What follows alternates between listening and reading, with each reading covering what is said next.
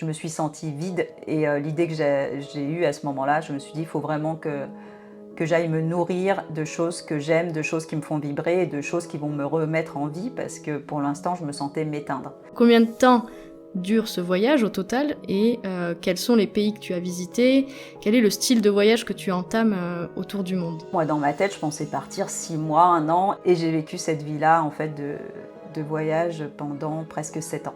Un jour, justement, ce prof de yoga, il me dit, mais cette liberté que tu as l'air de chercher à l'extérieur, tu ne la trouveras jamais si tu ne viens pas la trouver à l'intérieur de toi. Et il me dit, le yoga peut t'amener à ça.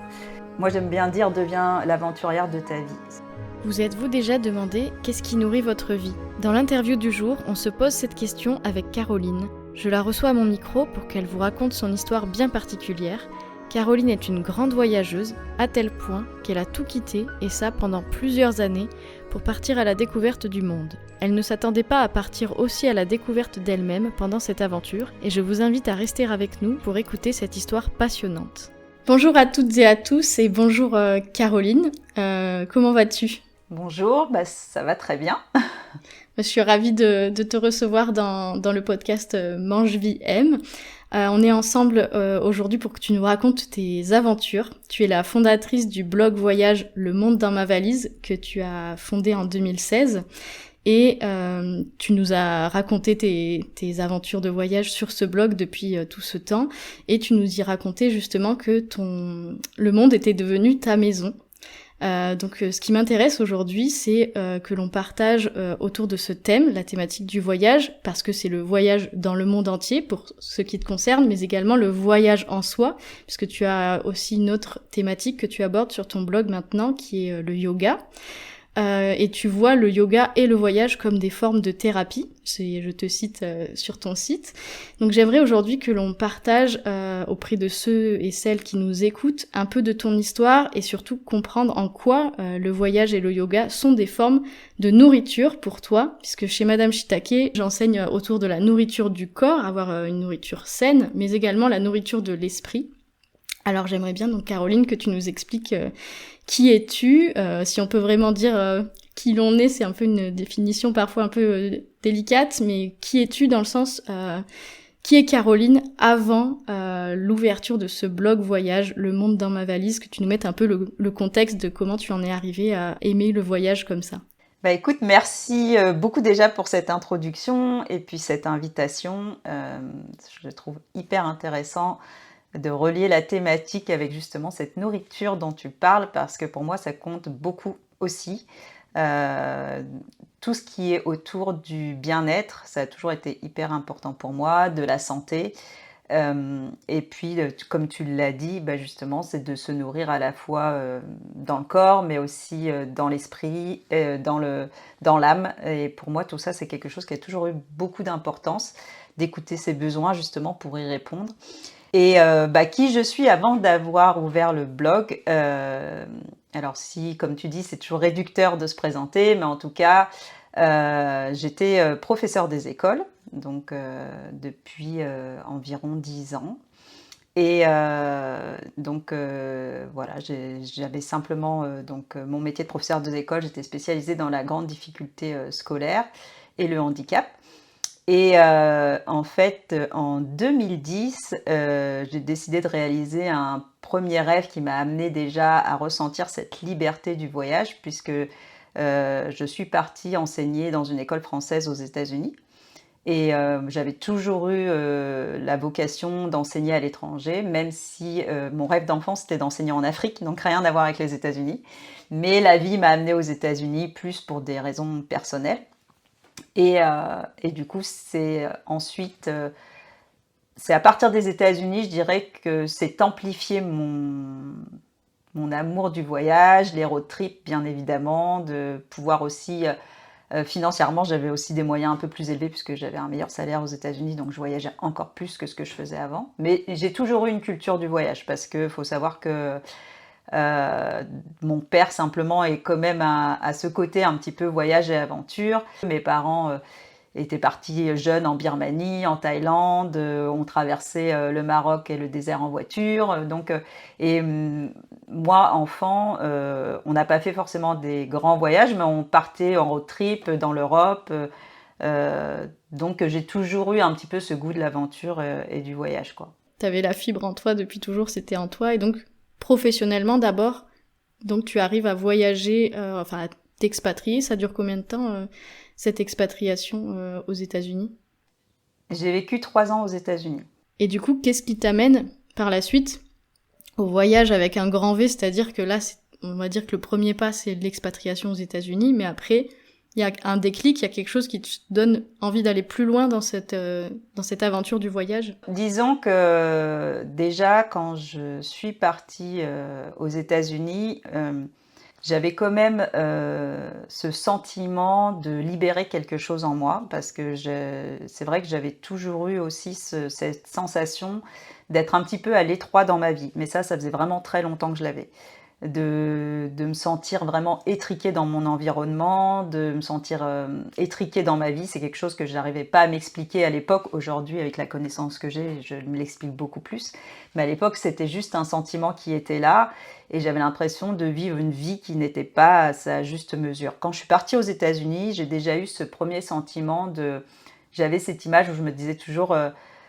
j'ai ouvert la cage, j'ai déployé mes ailes et j'avais l'impression de vraiment pouvoir respirer. Et ça, pour moi, ça m'a fait vraiment, ça m'a fait physiquement déjà une forme de bien-être, de pouvoir m'envoler. Peut-être que finalement, c'était aussi déjà s'éloigner de sa culture, s'éloigner de ses racines, prendre une forme d'indépendance que peut-être j'avais pas pris en devenant simplement adulte autonome, enfin jeune adulte à l'époque du coup. Et du coup, par la suite, ce qui a déclenché ce voyage au long cours, hein, et puis ça a été tout simplement donc aux États-Unis. Je t'ai dit, j'étais partie pour des raisons personnelles. J'étais tombée amoureuse. Et en fait, au bout des 3 ans, tout s'est concordé, l'histoire s'est terminée. Donc pour moi, cette rupture a été assez dure à accepter. Et je pense qu'à l'époque aussi, j'avais ce rêve de réaliser une vie, on va dire, un petit peu plus classique, une vie de famille avec la personne avec qui j'étais, etc. Et en fait, pour, euh, pour à ce moment-là pouvoir me surmonter en fait cette rupture, je me suis dit, puisque ce rêve-là est avorté, à l'époque je me voyais pas forcément reconstruire quelque chose. Enfin, j'étais pas du tout dans tout ça. J'étais juste dans simplement la digestion, l'acceptation de la rupture, la peine surtout. Ouais. Et moi, je me suis vue à ce moment-là au fond du trou, complètement. J'étais dans ma tête, de toute façon, je me voyais au fond d'une piscine en train de couler et à descendre de jour en jour. Et à un moment donné, je me suis dit, écoute, va falloir pousser le fond de la piscine. Et qu'est-ce que tu vas pouvoir faire pour remonter? Et je m'étais jamais vue dans cet état-là et je ne voulais surtout ne plus jamais me voir dans cet état-là. Euh, et en fait, je me suis dit, j'avais un rêve sur ma liste, on va dire depuis jeune, qui était donc celui de faire le tour du monde. Et dans ma tête, je me suis dit, ce rêve-là, je peux le réaliser toute seule. Et quand j'étais plus jeune, en fait, j'avais toujours cette envie de faire le tour du monde, mais en me disant, j'attendrai d'avoir un copain, un mari pour le faire, ou d'avoir une copine qui veut le faire avec moi. Mais dans ma tête, je ne me voyais pas du tout partir toute seule. Et en fait, à ce moment-là de ma vie, j'étais déjà partie aux États-Unis toute seule, donc je pense que j'avais déjà sauté un cap. Et, euh, et donc, je me suis dit, ouais, c'est un rêve que je peux réaliser. Et puis, comme je te le disais, financièrement aussi, j'avais des moyens financiers qui étaient bien meilleurs que quand je vivais en France. Donc, en fait, je ne savais pas du tout combien de temps j'allais pouvoir voyager, combien de temps j'allais partir.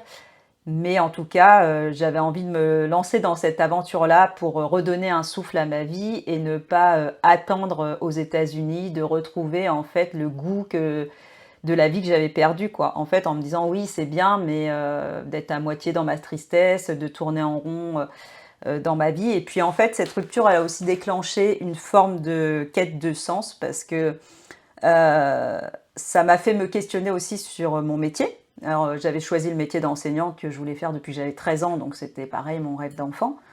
Mais j'étais aussi arrivée à un stade où j'avais ce sentiment de moins apprendre, de tourner plus en rond, de commencer à m'ennuyer. Et du coup, j'ai commencé à perdre de l'intérêt pour ce que je faisais. Et moi, je m'étais toujours fait une promesse en démarrant mon métier d'enseignante, c'était de ne jamais devenir une instite-aigrie, de partir avant s'il fallait. Et à un moment donné, je me suis dit, peut-être que c'est le moment de faire un break. Voilà, c'est ce que je te disais, c'est à ce moment-là aussi où on peut parler de nourriture, parce que moi, c'est vraiment l'image que j'ai eue. Je me suis sentie vide, et l'idée que j'ai eue à ce moment-là, je me suis dit, il faut vraiment que j'aille me nourrir de choses que j'aime, de choses qui me font vibrer, et de choses qui vont me remettre en vie, parce que pour l'instant, je me sentais m'éteindre. Et en fait, c'est comme ça que j'ai démarré à construire ce rêve de partir voyager. Ouais, donc là c'est vraiment, pour les gens qui ne te connaissent pas, le début de l'aventure et la vraie aventure, puisque ton voyage autour du monde, à la base, est-ce que tu l'imagines qu'il va prendre cette tournure et qui va durer dans un temps aussi long? Mais combien de temps tu es parti à partir du moment où tu as eu le déclic? Tu démissionnes, alors tu quittes ton poste, mais tu ne démissionnes pas de l'Éducation nationale, tu prends une disponibilité, il me semble, c'est ça? Ouais. Et après, tu décides de partir, mais tu pars à l'aventure, à l'inconnu, une date sans date de fin. Tu prends pas un billet, par exemple, j'imagine un billet tour du monde. Non. Je sais plus si t'as pas pris ça, mais bon, voilà, tu sais pas quand est-ce que tu arrêteras le voyage. Donc combien de temps dure ce voyage au total, et quels sont les pays que tu as visités? Quel est le style de voyage que tu entames autour du monde?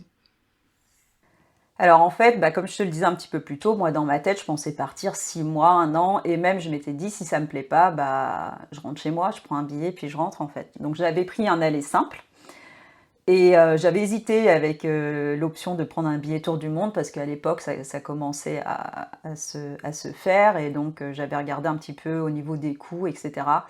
Mais en fait, moi, l'objectif du voyage, c'était avant tout de vivre au rythme de mon corps, de vivre au rythme de mes envies, dormir autant que j'avais envie. Je ne suis pas du matin, là, je pouvais faire des grasses mat comme je voulais, je pouvais me coucher le soir à l'heure que je voulais, je savais que je ne serais pas épuisée le lendemain matin, parce que j'avais des gros problèmes d'insomnie à l'époque. Donc, c'était surtout au départ cette envie d'aventure, mais cette envie aussi d'être beaucoup plus à l'écoute de mon corps, de mes besoins, de mes envies. Et donc du coup, je suis partie avec mon billet simple, et c'était pas foufou, parce que quand j'ai acheté mon premier billet, j'ai pris un billet alors que j'habitais aux États-Unis à Seattle, donc sur la côte ouest, au nord de la côte ouest, près de Vancouver, au Canada. Et j'ai pris un aller simple pour Montréal, au Canada, donc De l'autre côté. un petit mix entre la vie américaine, l'Amérique du Nord, et traduit à la française, donc rien de très original. Et ça a été le début du voyage, entre guillemets, là-bas, parce que moi, j'avais surtout l'impression, comme tu l'as dit, je quittais mon poste de prof des écoles, en fait, mais c'était la fin de l'année scolaire. Donc quand je suis restée au Canada, je suis restée 1 mois. Pour moi, c'était mes vacances scolaires, en fait. Donc j'avais même pas encore cette projection dans le voyage. Je vivais un peu comme en vacances. Je dormais beaucoup, j'allais à la piscine à Montréal, j'allais visiter des parcs, j'ai fait des rencontres, tout ça, mais j'allais me balader le week-end pour faire des randonnées. C'était beaucoup comme des vacances. Le voyage, il est venu un petit peu après.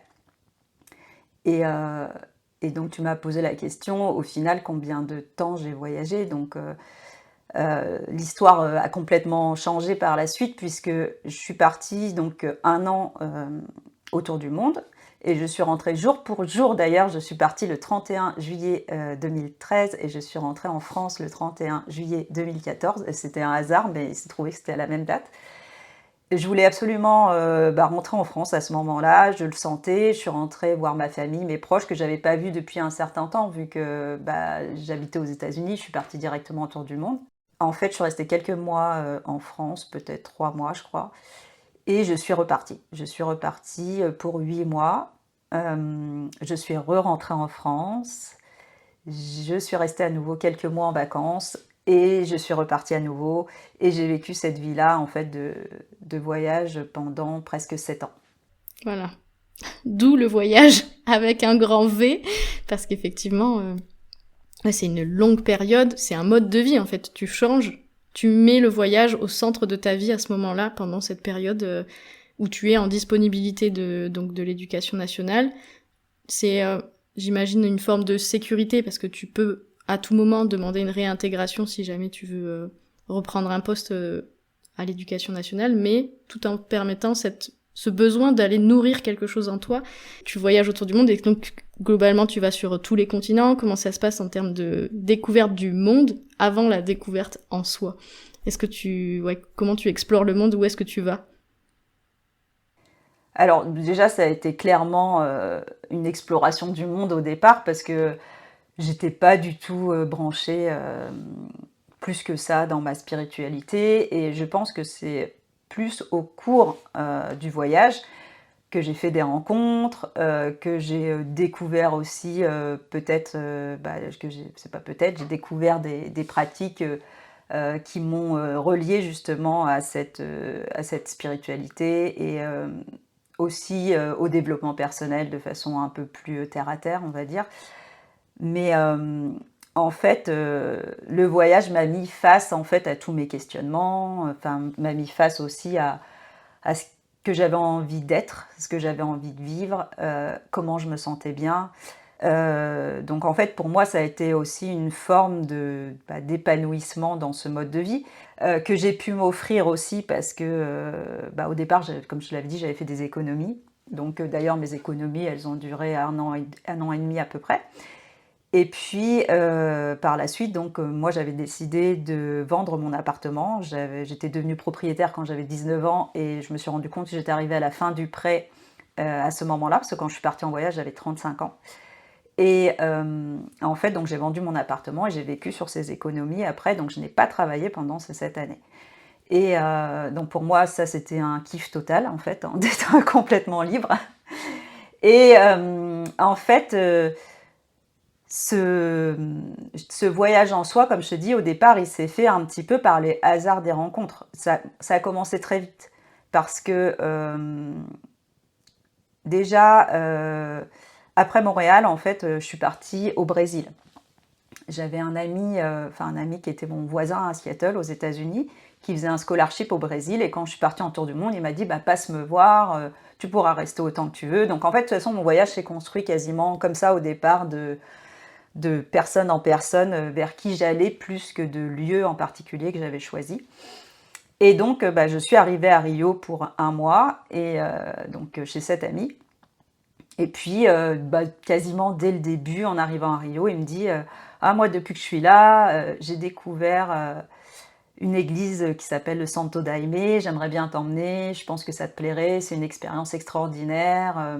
On fait, euh, on fait des méditations, des voyages intérieurs qui nous permettent en fait d'amener notre inconscient à notre conscience et justement de mettre de la clarté. Il ne m'avait pas tout expliqué en détail, etc. Mais il faut savoir que l'église du Santo Daime, en fait, par exemple, il communie avec l'ayahuasca. Et moi, j'avais déjà entendu parler de l'ayahuasca. J'étais allée en voyage à Puerto Rico la même année en décembre, mais là, j'étais encore à l'école à l'époque. Et j'étais tombée dans un Airbnb où la personne m'avait proposé de tester l'ayahuasca. Donc, j'avais fait déjà des petites recherches dessus. Et j'étais pas du tout tranquille de tester l'ayahuasca parce que ça m'avait pas rassuré ce que j'avais lu tout simplement. Et puis moi je suis pas du tout quelqu'un, je ne fume pas, je ne prends pas de drogue. Donc en fait pour moi c'était un petit peu, euh, c'était un peu risqué et puis c'était un peu relié à tout ça quoi. Donc au départ, ça m'attirait pas du tout. Et puis justement, il me dit, mais non, mais si tu veux, je peux t'emmener, il y a une interview, parce que justement, ils veulent pas du tout que les gens viennent à l'église pour simplement avoir une expérience de drogue, etc. Donc il faisait des interviews et donc il m'invite à aller visiter l'endroit. Donc j'arrive dans cet endroit et là, c'est un monsieur de 80 ans qui me fait l'interview et qui m'explique un petit peu comment se déroule la cérémonie, qui me montre aussi les lieux, parce qu'effectivement, comme il y a quand même la prise de l'ayahuasca, tu tu te retrouves, tu peux être, comment dire, tu peux avoir des réactions physiques, hein. Je ne sais pas si tu connais un petit peu Oui, les bah réactions de la justement, plante. ouais, peut-être expliquer à ceux qui ne connaissent pas, parce que moi j'en ai déjà entendu parler. Est-ce que tu arrives à expliquer ce que c'est comme substance? C'est une substance naturelle, mais présente dans les plantes, justement, en Amazonie, Exactement. qui permet d'accéder à un état de conscience modifié, c'est ça? Et Oui, et qui révèle ton inconscient à ta conscience. Mais du coup, voilà, c'est des racines, et c'est des racines qui sont utilisées dans la forêt à la base, les c'est chamans. c'est dans la forêt amazonienne, Mm. les chamans qui utilisent ces plantes-là, justement pour être guidés, pour connaître notamment, même, ils disent que c'est avec ça qu'ils connaissent tous les bienfaits des plantes, que c'est avec ça qu'ils connaissent toute la médecine naturelle de la forêt. C'est aussi avec ça qu'ils vont poser des questions pour leur communauté, etc., et avoir des réponses. Et en fait, la plante te révèle en fait sa vérité, quoi. Ouais. Et la cérémonie est Et très encadrée. On ne fait pas très très absolument pas encadré. ça tout seul. Je sais qu'il y a un trafic maintenant qui existe parce qu'il y a des personnes qui sont, c'est un peu plus connu du grand public, on va dire. Il y a des personnes qui sont curieux, mais un peu trop et qui veulent l'expérimenter tout seul et c'est absolument pas quelque chose, enfin déjà les plantes elles sont pas traitées de la même manière que si ça a été fait dans le cadre du chamanisme et avec la communauté, avec toute une série de règles, d'encadrement, c'est en groupe, il y a plein de... Enfin voilà, je me suis un peu Non, puis intéressée il y à a des ce dosages, sujet. il y a aussi des dosages. Voilà. Il y a des dosages à respecter. Euh, en fait, c'est une plante qui va effectuer aussi sur le corps physique un nettoyage intérieur. Donc, tu peux avoir des vomissements ou même avoir des diarrhées. Enfin, tu peux te vider C'est par la, tous les orifices. c'est la détox high level. C'est ça. Mais moi, du coup, ça m'attirait pas du tout, du tout. Je déteste souffrir, je déteste avoir mal, je n'aime pas l'inconfort à la base. Euh, Enfin, là, j'en étais là à ce moment-là. Donc, moi, quand il me raconte tout ça, je lui dis, ouais, bon, je sais pas trop. En fait, à la fois, l'expérience m'intéressait parce que j'étais dans une phase de ma vie, au tout début du voyage, avec plein de questionnements. J'encaissais encore ma rupture. Donc, si tu veux, je m'étais dit, bon, bah, je vis ce truc de voyage, mais j'avais rien fait de spécial au Canada qui m'avait émerveillé plus que ça. J'avais trouvé que j'avais passé des bonnes vacances, mais Hmm. voilà, quoi. Là, tu te dis, bon, à la base, j'ai choisi de me nourrir de voyage, et là, on me dit, je vais me nourrir d'ayahuasca. Alors, je me On suis passe pas, à... non, non, je me suis pas dit ça, si tu veux. Lui, il était aussi dans sa quête. On se connaissait depuis longtemps. Enfin, ça faisait 3 ans qu'on se connaissait. En tout cas, je le connaissais bien. Je savais que c'était aussi quelqu'un qui n'était pas perché, qui était assez ancré dans sa vie, etc. Et si tu veux, moi aussi, le fait que ce soit la cérémonie dans le cadre de l'église, cette expérience chamanique à travers l'ayahuasca, moi, quand je suis arrivée, parce que j'ai quand même accepté de le faire, hein, quand je suis arrivée le jour de la cérémonie, tout le monde était en chemise blanche, en jupe plissée bleue, les hommes d'un côté, les femmes de l'autre. Il y avait un hôtel au centre. Il y avait, c'était en portugais la messe, donc je comprenais pas tout, mais il y avait des chants. Et même après la prise de l'ayahuasca, moi je voyais des gens qui étaient encore debout à jouer de la guitare, à chanter des chants, et moi j'arrivais même plus à tenir sur mes jambes, je ne savais pas comment faisaient ces gens. Mais dans la communauté, si tu veux, il y avait des personnes âgées, il y avait des femmes enceintes, il y avait des enfants. Donc si tu veux, je me suis dit que c'était pas un truc hyper perché, comme moi j'avais entendu parler un petit peu aussi au Pérou, où il y a beaucoup de tourisme d'ayahuasca, et c'est là que j'avais vu aussi qu'il y avait des expériences qui s'étaient mal terminées. Mais parce que justement, souvent, c'est que les dosages ne sont pas contrôlés, c'est qu'on ne prend pas compte non plus peut-être du profil des personnes. Moi, par exemple, durant l'interview, il m'avait demandé comment je réagissais aux médicaments. Et moi, j'avais dit que je réagissais très vite aux médicaments.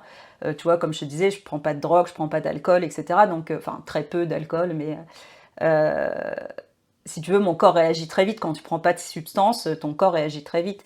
Et donc, par exemple, il m'avait réduit le dosage. Il m'avait donné un tiers du dosage la première fois, ou un demi.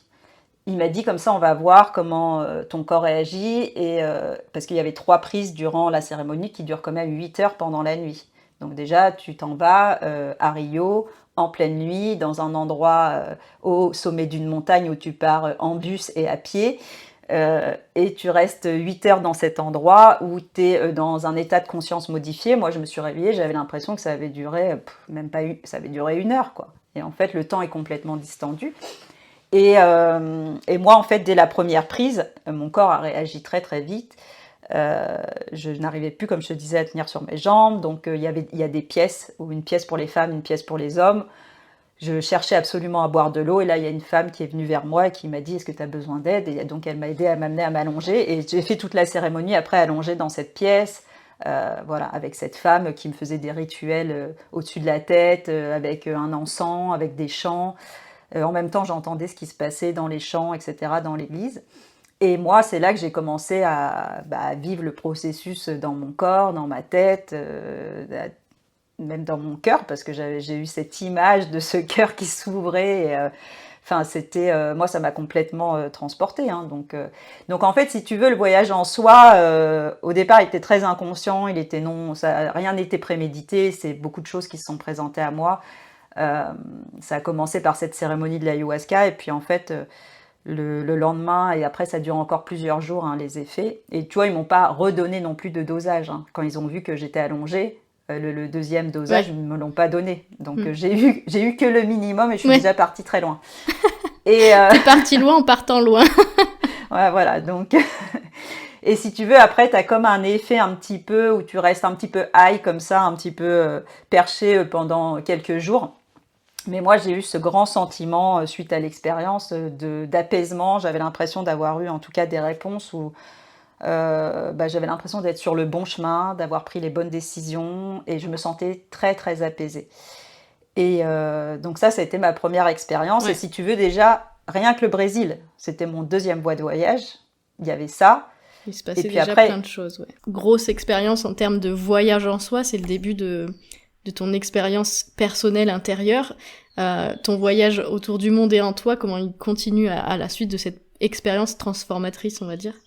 Du coup, comme je te le disais, en fait, j'ai un petit peu simplement suivi les signes qui sont venus à moi. J'ai pas vraiment cherché. Et vraiment, au Brésil, ça a été le démarrage de ces prises de conscience, des changements aussi qu'il pouvait y avoir en soi à travers toutes les découvertes que j'allais faire. Et en fait, c'est vrai que, tu vois, tu me disais le voyage en soi, finalement, il s'est déroulé au cours du voyage à travers plein de rencontres. Donc j'ai passé 6 mois la première année en Amérique du Sud, et puis 6 mois en Asie du Sud-Est. Et puis j'avais terminé ce voyage par une destination où je rêvais d'aller, mais je ne pensais jamais que j'aurais les moyens de m'offrir ce voyage, c'était le Japon. Depuis, j'y suis retournée 3 fois. J'ai adoré complètement ce voyage au Japon qui m'a transportée. Pour le coup, ça a été la destination où j'ai eu l'impression de me retrouver sur la Lune, à la fois entre la culture ancestrale et puis comment dire, la modernité, le futurisme même de certains endroits. Donc j'ai vraiment adoré le Japon. Et puis, comme je te disais, donc je suis rentrée chez moi à la fin de la première année. Je suis repartie dans la deuxième année, j'étais beaucoup plus dans la partie océanique. J'ai démarré au Népal. Donc là, c'est pareil, au Népal, et puis le Sri Lanka. Et au Sri Lanka, j'avais eu des premières expériences de très longues méditations. J'avais accompagné une jeune fille, notamment, qui voulait aller toute seule en pleine nuit dans un lieu qu'elle connaissait pas du tout pour méditer. Alors moi, j'avais très peur pour elle, donc je lui ai dit, écoute, on va y aller à 2, mais on a marché le long d'une voie ferrée, puis on s'est retrouvés dans un lieu où on était face à une scène avec des statues religieuses, alors liées plus à la religion hindouiste, avec des lumières, etc. Et puis on était assis face à ces statues, on était dans une grande salle des fêtes, je ne sais combien de centaines de personnes. Et c'est la première fois que j'ai médité pendant plus de 4 heures. Donc c'était un petit peu long ce moment-là. T'aimes bien passer au niveau high level directement, quoi. Direct. Et après, donc, on avait échangé avec les gens qui étaient là, mais il y avait des sœurs, il y avait enfin voilà, des nonnes, etc. Il y en avait même eu je me rappelle de cette femme, une jeune femme, hein, qui avait fait vœu de silence. Donc, elle avait une étiquette, tu sais, ils ont des étiquettes qu'ils portent parce qu'ils peuvent pas parler. Et elle était venue nous voir et elle avait dit, c'est la première fois que je vois des étrangères. Je sors de mon vœu pour vous parler parce que j'ai trop envie d'échanger avec vous.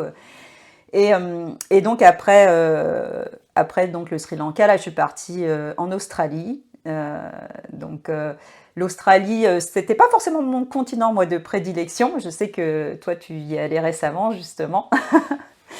Et j'ai pas eu un très gros coup de cœur, mais encore une fois, l'Australie m'a fait prendre conscience de cette part un petit peu, je sais pas si on peut dire mystique, spirituelle ou ce que tu veux, mais c'est vrai que j'ai fait un tour de la Tasmanie en voiture seule et j'ai eu un très grave accident de voiture en Tasmanie euh, où j'aurais pu mourir dans cet accident puisque je roulais au bord d'un ravin dans la montagne à plus de 110 km/h et que je me suis endormie au volant. Donc j'aurais pu tomber dans le ravin, c'est ce qui a failli se passer, mais en fait, voilà, je me suis réveillée à temps, j'ai braqué ma voiture et bon, bref, je me suis quand même écrasée dans un arbre, sur les roches, dans la montagne, donc la voiture était pliée en deux, mais je suis sortie de cet accident indemne.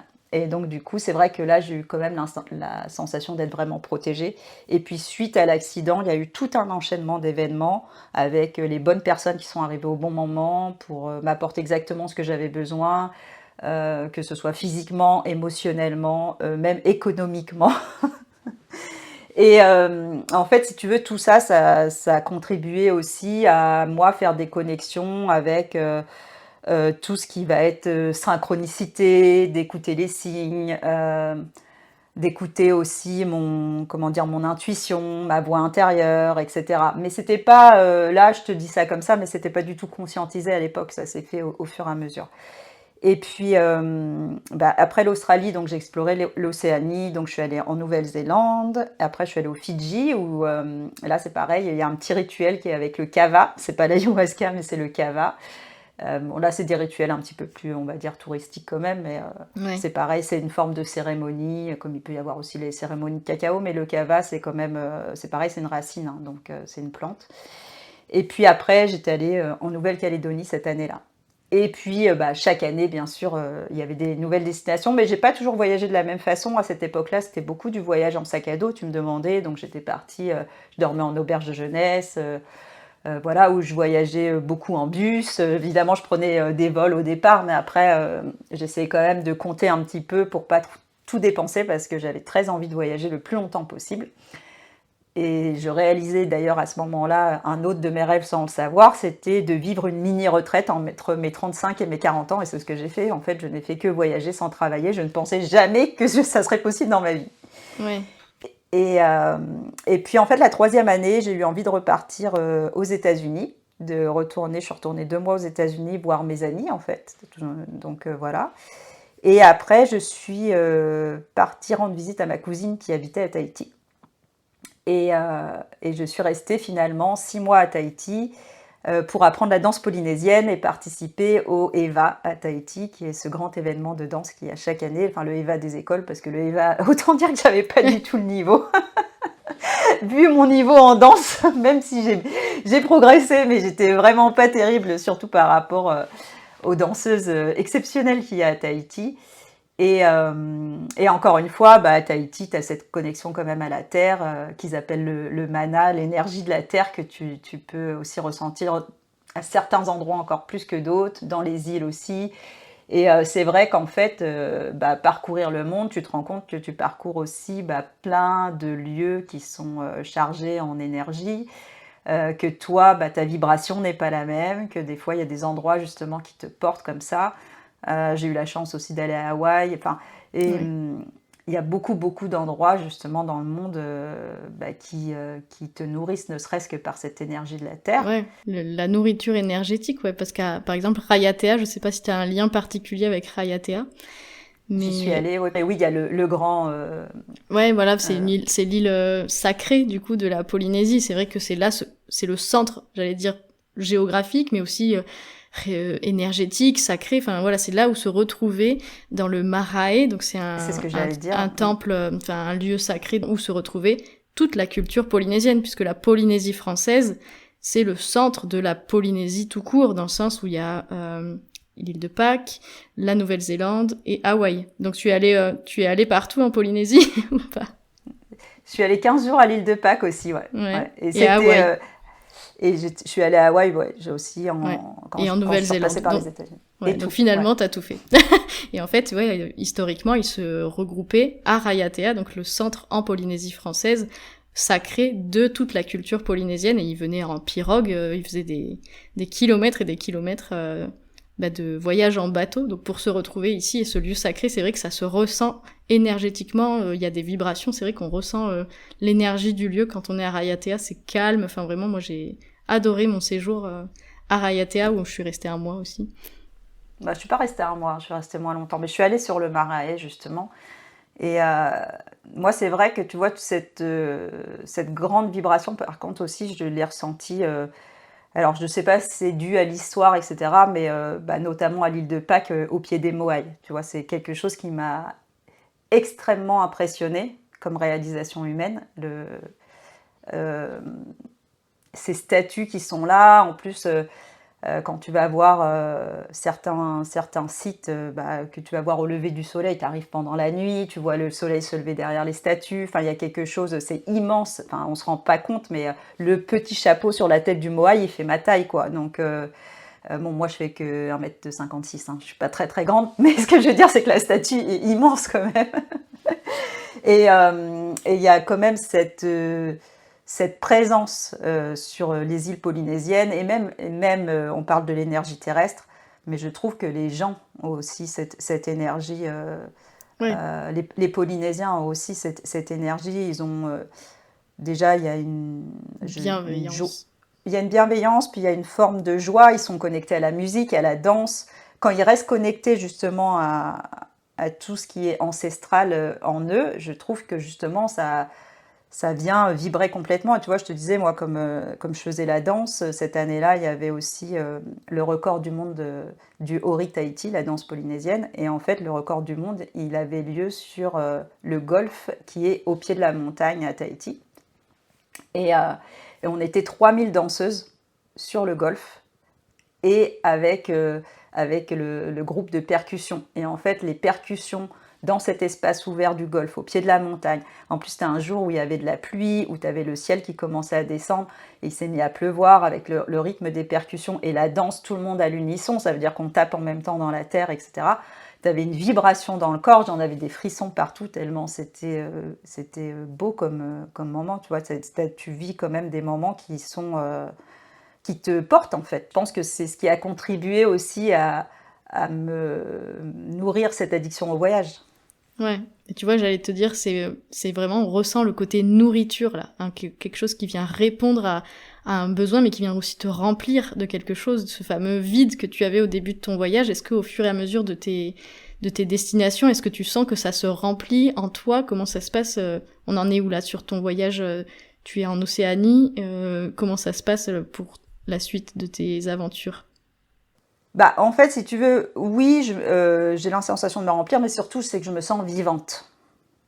Là où me sentais m'éteindre à un moment de ma vie, j'ai l'impression de m'illuminer à nouveau, d'être complètement dans ma vie, de vivre une vie qui me fait envie, qui me fait vibrer, où je sens toutes les cellules de mon corps qui sont en vie, quoi. Donc, effectivement, la danse, il y a aussi une action du corps, mais les gens que tu rencontres, les lieux que tu vois, qui viennent aussi t'apporter cette énergie-là. Donc en fait, il y a quelque chose quand même en toi qui est très présent en fait. Et justement, aujourd'hui, je peux te le dire parce que euh, c'est vrai que j'ai une autre lecture du corps, etc. Mais je pense que quand on est dans son quotidien avec tout un tas de choses qu'on est en train de faire, qu'on est agité, qu'on a plein de choses à penser, plein de choses à gérer, tu te poses pas vraiment, les journées s'enchaînent. Enfin, si tu veux, tu avais une forme de fatigue physique, de fatigue mentale, et puis de courir en permanence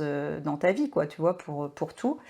Et c'est vrai que dans le voyage, pour le coup, j'avais le sentiment d'être beaucoup plus connectée à l'instant présent, mais c'était pas un travail mental, c'était là.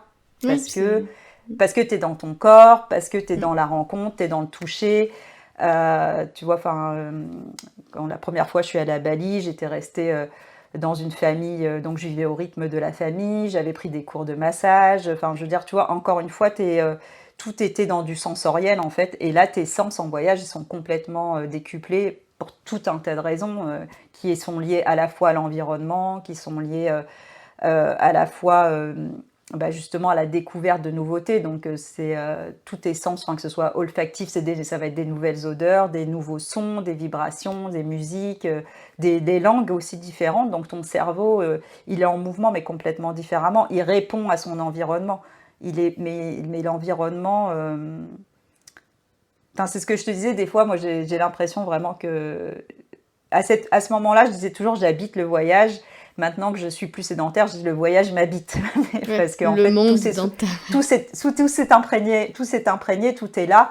Et il faut très peu de choses pour réactiver mes sensations, mes souvenirs, puisque j'ai toutes ces images dans la tête, mais beaucoup de choses qui sont en mémoire dans le corps, quoi. Donc, et, euh, et je sais plus ce que tu m'avais demandé au départ, d'ailleurs. Ouais, alors du coup, ouais, c'était de continuer à énumérer la suite de tes aventures au niveau de tes découvertes et des pays qui ont suivi, mais j'ai l'impression à t'entendre que c'est le voyage qui te permet de prendre conscience de tout ce qui est déjà là en toi dans le quotidien, c'est se reconnecter à ce présent, se reconnecter à ses sensations, ses sens, retourner dans le corps parce qu'on est beaucoup dans le mental, la fameuse roue avec le hamster là où on roule, et bien à un moment donné sortir de cette roue, sortir de son mental, revenir au corps par la danse, par les goûts, comme tu dis, tu découvres des nouvelles cultures, donc des nouvelles nourritures, tu échanges avec de nouvelles personnalités, donc forcément tu retournes dans le présent. Et donc je te disais, là tu es dans la chronologie de ton voyage, tu es en Océanie. Ensuite, où est-ce que tu vas et qu'est-ce que tu Alors, continues après, de découvrir? j'ai un petit peu changé de mode de voyage à nouveau. J'ai fait beaucoup plus d'allers-retours en France, c'est-à-dire que les années qu'on suivit, je partais 2 mois, je revenais 2 mois. J'avais notamment mes grands-parents qui étaient en fin de vie, je voulais passer du temps avec eux. Donc quand je rentrais 2 mois en France, j'allais beaucoup avec mes grands-parents. Et après, je repartais 2 mois et puis j'ai continué comme ça. Et en fait, à cette époque-là, je commençais à avoir pas mal. J'avais des contacts pour le blog aussi. Je faisais les salons de voyage, j'essayais de mettre en place des partenariats. Et lors d'un salon de voyage, j'ai rencontré quelqu'un qui m'a proposé de tester une cure ayurvédique en Inde, dans le Kerala. Et moi, c'est toujours avec la curiosité grande ouverte. Ça me plaisait bien, surtout que l'intitulé du blog, c'était Voyage et bien-être. Et donc, j'ai toujours été ouverte à tout ce qui allait nourrir, comme je te disais, la connaissance de soi, le développement personnel, l'amélioration de ma santé, etc. Et du coup, j'avais l'opportunité de faire ce séjour. Et moi, j'avais prévu de partir en fait en Inde, puisque j'avais des amis qui se mariaient en Inde à ce moment-là.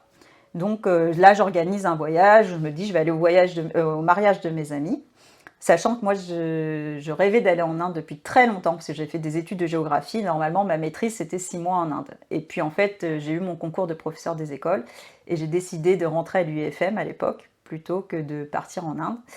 Et c'est toujours un petit peu resté, tu vois, dans la vie, j'ai pas beaucoup de regrets, mais je me suis toujours dit j'aurais aimé vivre cette expérience d'expatriation, voilà, pour 6 mois en Inde en tant qu'étudiante. Mais après, dans mes voyages, bizarrement, je n'y étais jamais allée parce que j'avais assez peur de voyager seule en Inde. J'avais entendu pas mal de choses, notamment dans les bus, le rapport aux femmes, etc. Et le fait d'avoir mes amis qui se mariaient là-bas, c'était des amis que j'avais rencontrés aux États-Unis, et lui était d'origine indienne. Ça m'a permis d'arriver dans le pays avec un petit peu une béquille et du coup de m'acclimater au contexte sans être complètement livrée à moi-même. Donc en fait, une fois que j'avais pris la température du pays, on va dire, tu vois, je me sentais beaucoup plus à l'aise de bouger. En plus, bon, au départ, on avait voyager un petit peu avec le groupe des gens qui étaient au mariage. Donc j'avais déjà bougé de Delhi, on était allé à Goa. Et ensuite, donc, je suis allée, moi, dans le centre de l'Inde toute seule. Et là, à ce moment-là, j'ai voyagé en bus. Et chose que je m'étais dit que je ne ferais jamais. Mais bon, tu vois, je réitère. Et ensuite, donc, je me retrouve en Inde, à la retraite ayurvédique, donc au sud du Kerala, au bord de la mer, un endroit que je trouvais idyllique, avec des palmiers. Il y avait une petite falaise et il y avait donc le centre avec ses maisons en terre. Enfin, c'était très, très, très joli. Et donc, je découvre l'Ayurveda. Et tous les matins, il y avait aussi des cours de yoga. Donc, je commence mes massages, mes soins. Donc ça, j'ai toujours été fan de massages, de soins, de recevoir tout ce qui fait du bien. Euh, je teste aussi l'alimentation ayurvédique, qui est un petit peu particulière. Je ne sais pas si tu connais le fonctionnement avec les doshas, donc qui sont Mm. liés à nos énergies Ouais. internes. Donc C'est très individualisé du coup. voilà. Donc en fait, on a chacun une constitution particulière. Enfin, on a chacun 3 doshas à l'intérieur du corps. Enfin, les doshas, c'est lié à l'énergie, encore une fois, hein, mais il y en a un qui est plus lié à l'air, il y en a un qui est plus lié à la terre et l'autre plus au feu. Et plus ou moins, on est composé des 3, mais à plus ou moins grande échelle. Et en fait, en fonction de notre composition, on nous conseille tel ou tel type d'alimentation, que ce soit plutôt cuit, plutôt cru. Voilà. Donc en fait, là, tout est dans ce genre de retraite, tout est affiché. Et en gros, c'est marqué quel dosha pour quel aliment, quoi. Et donc moi je découvre tout ça, hein, parce que je ne connais pas du tout ça. Et par contre je trouve ça hyper intéressant. Et en fait on me propose d'aller découvrir un deuxième endroit pour cette cure ayurvédique. Un endroit que j'avais repéré aussi, qui était sur un îlot au milieu d'un lac, dans un village un petit peu plus perdu. Et en fait, ce qui avait retenu mon attention, c'est que c'était sur cet îlot, ils avaient transplanté tout un village traditionnel du Kerala en maison en bois. Et c'est là, en fait, que je commence les cours de yoga et je prends des cours de yoga particuliers avec le prof qui était là. Et c'est un moment un peu clé dans mon parcours parce que ça va être aussi le point de départ ensuite de ma reconversion professionnelle. En fait, j'ai changé avec ce prof, mais très peu. On échangeait quelques mots à chaque cours, mais à la fin de chaque cours me transcendait en quelque sorte parce que je me mettais à pleurer à la fin de chaque cours sans trop savoir pourquoi. Mais en tout cas, j'avais l'impression de me libérer devant le poids, de libérer ma tête. Et en fait, un jour, justement, ce prof de yoga, qui peut être, si on veut, comme un maître initiatique, en tout cas, qui m'a ouvert cette porte, me dit, mais tu sais, tu as l'air de bouger beaucoup, de voyager beaucoup, et je lui avais pas du tout raconté ma vie. Hein. Et il me dit, mais cette liberté que tu as l'air de chercher à l'extérieur, tu ne la trouveras jamais si tu ne viens pas la trouver à l'intérieur de toi. Et il me dit, le yoga peut t'amener à ça. Et en fait, pour moi, ça a été un déclic et je me suis dit, tout ce qu'il m'enseigne, il m'enseignait aussi justement tout ce qui était relié à la nature. Et en fait, on faisait à la fois le lien entre la pratique et puis la vie au quotidien. Et ça m'a beaucoup interpellée. Je me suis dit, moi, j'ai toujours envie d'enseigner, mais j'avais toujours pas envie de retourner à l'école. Et ça faisait déjà un certain temps que je voyageais, hein, ça faisait déjà environ 6 ans. Et je me suis dit, j'ai envie de devenir prof de yoga. Donc c'est comme ça que par la suite, j'ai fait ma formation de prof de yoga. J'ai mis 1 an à la trouver. J'ai voulu chercher quelque chose qui m'attirait vraiment, qui m'inspirait, etc. Donc je suis partie la faire en Thaïlande. Ouais, tu continues le voyage, mais maintenant dans un autre but, j'ai envie de te dire, ouais, un autre contexte. Donc bon, tu fais ta formation de yoga, de professeur certifié de yoga, toujours en voyage du coup. Toujours en voyage, et puis en plus c'était très chouette parce qu'il y avait beaucoup de profs dans cette formation et des profs d'horizons différents. Donc il y avait des Thaïlandais, mais la prof qui organisait la retraite, c'était une Canadienne qui avait une école au Canada. Il y avait des Hongrois, il y avait un Russe, il y avait un prof français aussi en Ashtanga. Et en fait, on avait beaucoup d'enseignements différents de yoga, même si la formation c'était principalement Hatha, Vinyasa et Yin Yoga. Et moi, aujourd'hui, d'ailleurs, j'enseigne beaucoup le hatha. Quand j'étais en Inde, c'était une pratique qui était reliée à Shivananda, qui est donc un maître dans le yoga. Et du coup, moi, j'ai gardé quand même un petit peu dans ma pratique, on va dire, cette structure-là. C'est ce qui m'avait aussi inspiré au départ, mais c'est pas forcément, tout n'était pas réfléchi, ça s'est fait un petit peu comme ça. Mais c'est vrai que pour moi, ça a été aussi le début d'une prise de conscience que bah, peut-être je pouvais m'arrêter de voyager. Et c'était aussi une période de ma vie où je commençais à me poser un petit peu des questions. D'ailleurs, j'avais écrit un article qui s'appelait, je crois, le syndrome Forrest Gump du voyageur, où j'avais cette sensation d'être en voyage un petit peu comme Forrest Gump quand il courait, il courait, il courait, puis du jour au lendemain, il s'est arrêté parce qu'il trouvait plus de sens à ce qu'il faisait, alors que bah, tout le long du chemin, il y avait du sens. Et moi, j'étais un petit peu arrivée là à me dire, mais là, tu voyages, tu voyages, tu voyages, mais tu vas vers quoi, en Mm, fait mm. Donc Et c'est là que le voyage pour toi prend un autre sens, une autre direction. Et finalement, ta nourriture, tu vas pas plus forcément la chercher maintenant dans la découverte, j'imagine, des pays. Tu vas plutôt la chercher en toi. Avec le yoga, cette pratique de yoga, en quoi tu peux dire que le yoga, c'est une façon pour toi de te nourrir également? alors, je dirais que d'abord, ça a été bah, déjà un nouvel apprentissage. Donc, pour moi, dès que j'apprends quelque chose de nouveau, ça me nourrit, tout simplement. Je suis quelqu'un qui aime apprendre, qui suis très, très, très curieuse. Et en fait, le yoga, ça va toucher aussi toutes les sphères de ton être. En fait, moi, ça m'a permis aussi bah, de devenir, comment dire, je sais pas si c'est modifié, c'est pas forcément le mot juste, mais en tout cas, moi, je suis quelqu'un de très mental à la base.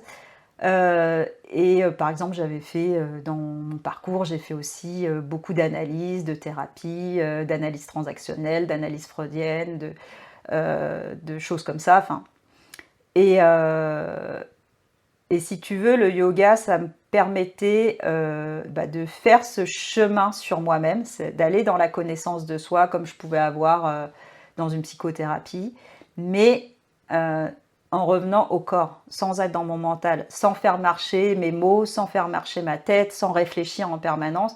Et justement, avec ce travail de revenir à mes sensations physiques, revenir à ce qui me met en joie dans mon corps, comment je sens dans mon corps que ça met en joie, à quel endroit de mon corps, comment je sens que je me sens bien et que je suis au bon endroit, comment je sens donc d'être beaucoup plus connecté à tout ce qui est déjà là en fait Oui. et d'être beaucoup plus aussi, bah, comme je le disais, je le ressentais en voyage, mais de revenir justement bah, à cet instant présent en fait de sensations physiques et sans en permanence te projeter dans l'après ou dans le passé et d'être soit nostalgique, soit avide du futur et du coup d'être dans cette course en avant.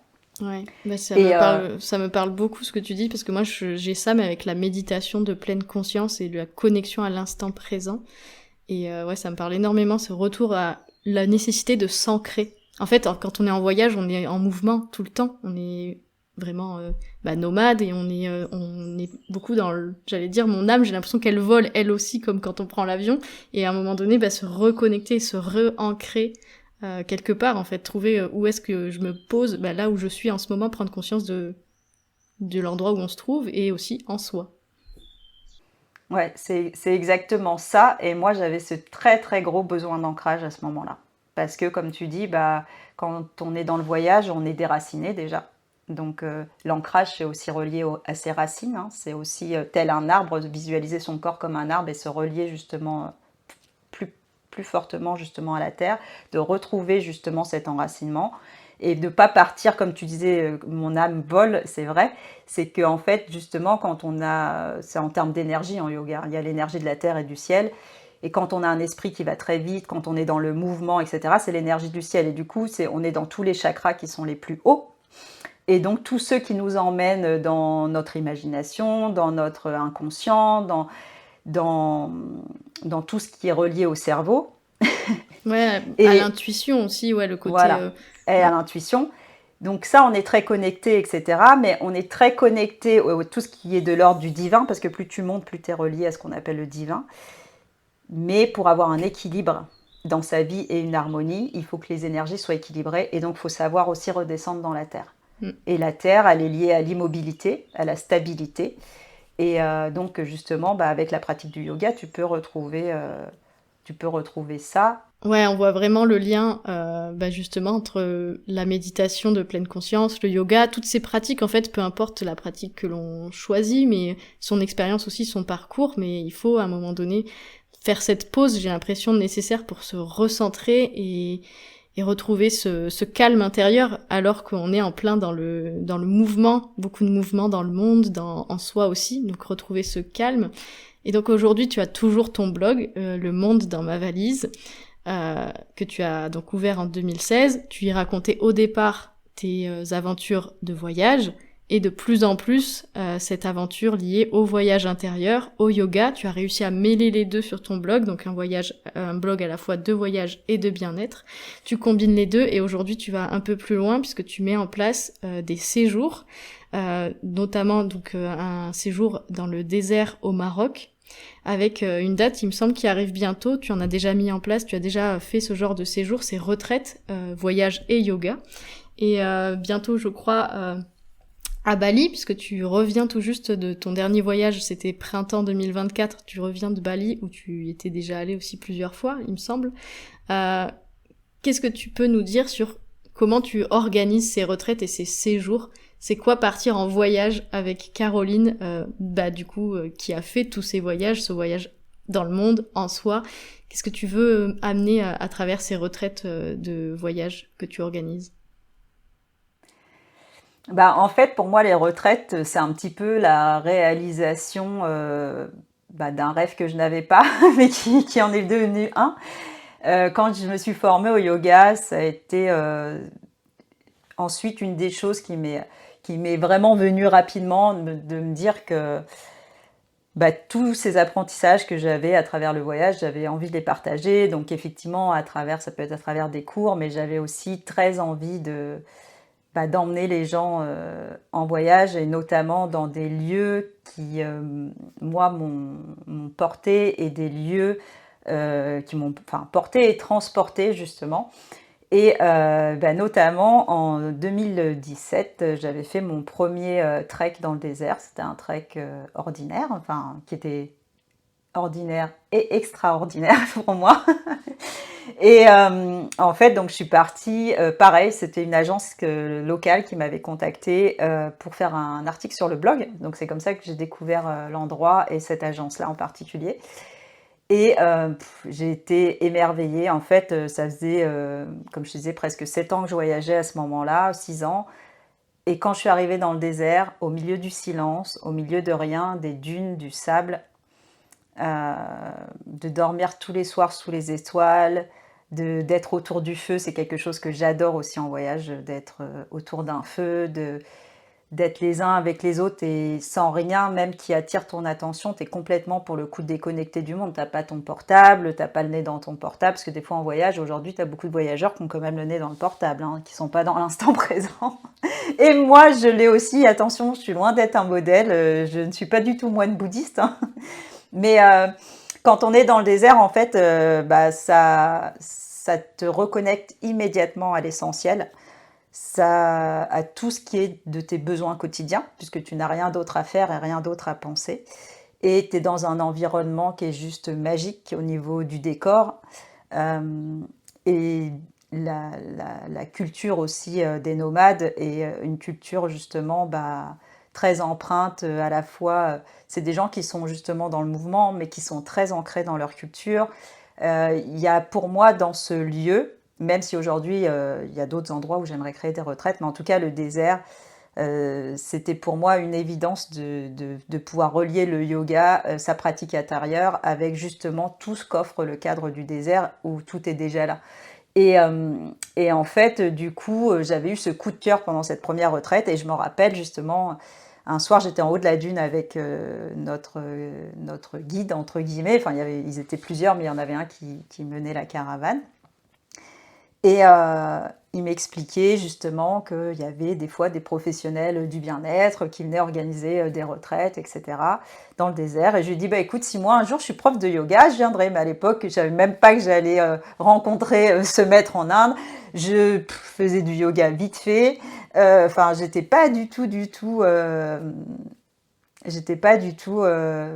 partie pour être prof de yoga. Je ne sais pas pourquoi j'ai dit ça, mais en fait, un jour, je suis devenue prof de yoga. Et je les ai contactés et après, j'ai mis en place donc, ces séjours et qui sont, alors que j'appelle des retraites de yoga, mais pour moi, c'est vrai que mes séjours, c'est avant tout une découverte du voyage en soi, mais aussi à travers la rencontre de l'autre et à travers la découverte d'un environnement qui vient nourrir tous nos sens. Et autant je suis quelqu'un qui aime beaucoup le beau, j'aime beaucoup les beaux lieux, etc. Autant je me dis que prendre l'avion, traverser le monde pour être en ce qu'on appelle les retraites enfermées dans des belles maisons ou des belles villas, c'est pas pour moi une fin en soi. Je trouve ça hyper dommage de faire autant de kilomètres pour ne pas s'imprégner d'une culture, pour ne pas découvrir un environnement différent, pour ne pas vivre des expériences qui sont liées justement à ce lieu où on va. Et du coup, c'est des retraites, moi, que je construis de façon itinérante pour pouvoir voir différents aspects aussi d'un pays, d'un lieu en tout cas, et de pouvoir avoir une vue qui soit aussi une vue d'ensemble et pas seulement faire un aller-retour et faire de l'entre-soi. Parce que Ouais, pour moi, la rencontre à l'autre et à la culture est très très importante aussi. ouais. Ta retraite, c'est pas une parenthèse, c'est un cheminement. C'est un cheminement, mais c'est aussi une parenthèse. Parce que à la fois, tu rencontres l'autre quand tu es dans le désert. Tu sais, moi, le voyage, je l'ai toujours vu comme, je sais pas si tu vois ce que c'est, les petites boules à neige en souvenir là que tu secoues. Et j'ai toujours eu cette impression que tu vois, tu montes dans l'avion et quand tu descends, tu es dans ta boule à neige. Et pour moi, il y a toujours ce côté bulle dans le voyage où je suis plongée immédiatement en quelques heures dans un environnement qui est complètement différent du mien. Et là, si tu veux, avec notamment la retraite dans le désert, il y a quand même ça parce qu'on a rendez-vous au départ donc à Marrakech, donc où c'est une ville en, L'ébullition. en ébullition totale, surtout sur la plage Jamaïfna, tu vois. Et en fait, après, il y a tout ce trajet pour aller dans le désert, donc ça prend quand même 8 heures. Hein. On ne traverse pas l'Atlas en claquant des doigts, donc là, il y a un vrai temps. Donc on vit aussi le temps présent. Et avec une transformation de l'espace, plus tu avances sur le chemin, plus tu traverses l'Atlas, plus le désert se présente en fait. C'est-à-dire que l'espace commence à se vider au fur et à mesure que tu avances dans l'Atlas. On fait des stops entre-temps, et puis après on arrive dans le désert, et là il y a cette première soirée où on est autour d'un feu, dans un bivouac fixe, et tu commences déjà à être un petit peu avec la musique, avec la nourriture, sous les étoiles, etc. Puis après on prend la caravane et on part en expédition, enfin en expédition j'entends, parce que c'est pas des randonnées très difficiles, c'est accessible à tout le monde. Ce que j'aime, c'est que chacun va à son rythme, comme on ne marche pas tous ensemble. Si on a envie de marcher avec quelqu'un, on marche avec quelqu'un. Si on veut marcher seul, on marche seul. Donc en fait, on choisit ces moments d'introspection, on choisit ces moments d'échange. Et en fait, je pense que le désert et comme le voyage nous enseigne déjà quelque chose. Après, on rajoute la pratique du yoga dessus. J'impose jamais rien à personne. S'il y a des débutants et que ça leur paraît trop 2 fois par jour, bah, ils font autant qu'ils veulent. Chacun, il y en a qui veulent pas se lever tôt le matin pour faire la pratique. Il y en a qui sont fatigués le soir, qui préfèrent aller faire autre chose. Chacun pratique comme il a envie. Donc pour moi, l'autonomie, c'est très très important. Il n'y a rien de dogmatique dans ce que je propose. Donc c'est juste de vivre une expérience ensemble. Et en fait, qu'est-ce qu'on retire souvent de cette expérience? Bah, simplement, on est tourné vers soi.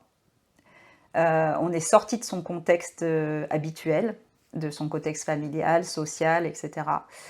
Et en fait, ça nous donne l'opportunité de créer des espaces à l'intérieur de soi. On est dans cet espace à l'extérieur qui est déjà une très grande ouverture. Et on crée cet espace à l'intérieur. Et dans ce moment, en fait, où l'esprit est centré sur l'instant, c'est beaucoup plus facile de savoir qui j'ai envie d'être, qui je suis, quel est le chemin à faire entre qui je suis et qui j'ai envie d'être. Et ensuite, une fois que j'identifie ce que j'ai envie d'être, qu'est-ce qu'il faut faire et comment je peux avoir la vie que j'ai envie d'avoir. Et ce qui se passe, pas tout le temps, mais chaque personne a un parcours différent et vient pour une raison différente à la base.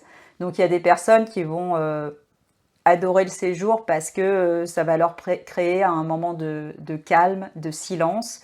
Après, c'est pas des retraites silencieuses, hein. Donc si on a envie d'être en silence, c'est propice. Mais les gens qui ont envie d'échanger, de parler ensemble, ils échangent et ils parlent ensemble.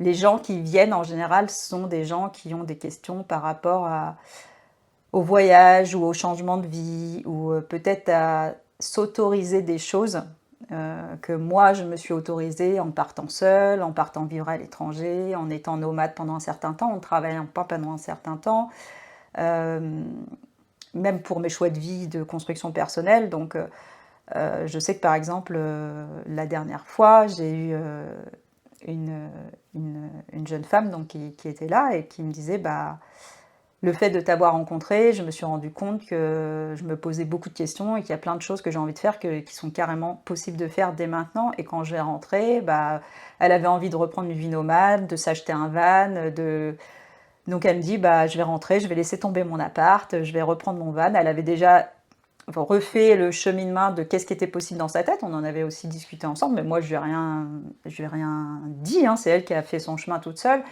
Il y a eu aussi une autre femme qui était assez jeune, bah, qui, à la suite du séjour, a décidé de démissionner. Finalement, bah, elle s'est formée comme prof de yoga aussi. T'en as qui simplement reconnaissent à leur joie et qui, dans la première retraite notamment, on a énormément rigolé. Donc il y en a une qui me disait, mais on a tellement ri, j'avais pas ri comme ça depuis longtemps. Et du coup, ça aussi, ça fait que tu te sens très vivant. Et il y en a qui vont te dire, bah, moi, ce que j'adore, c'est que bah, tu n'as rien à faire, tu n'as rien à penser, on fait tout pour toi. Et toi, tu es juste là, en fait. Et tu reçois. Tu donnes, mais tu reçois beaucoup, en fait, quand tu es dans ces moments-là. Et en fait, après, chacun va avoir comment dire, un déclic qui va être différent. Mais je pense que le fait de venir déjà dans ces endroits en dehors de ton environnement quotidien, et c'est ce qui se passe même nous quand on part en voyage, comme tu l'as fait, comme je l'ai fait aussi pendant longtemps ailleurs, c'est que forcément tu as des nouvelles aspirations, forcément ça va réveiller en toi des choses bah, peut-être qui étaient endormies, parce que tu étais rentré dans une vie déjà très codifiée, avec des choix un petit peu peut-être de passion, mais peut-être aussi des choix de raison, ou peut-être des choix qui sont induits par ton environnement social, par ta famille, de façon inconsciente, hein, consciente ou inconsciente. Et c'est pas des mauvais choix, mais ce que je veux dire, c'est que là, tu t'autorises un moment bah, où t'es pas avec tes proches, parce que souvent les gens viennent seuls. Tu peux venir à deux. Il y en a qui sont venus. J'ai eu une mère et sa fille qui sont venues en même temps. J'ai des amis qui viennent aussi ensemble, etc. Il pourrait y avoir aussi des couples. C'est des retraites qui, pour l'instant, sont toujours mixtes. Mais en tout cas, ça donne en très peu de temps, en très condensé, et c'était ça mon idée, c'était de donner cette possibilité à la tête de s'ouvrir, justement, comme quand on part en voyage pendant longtemps.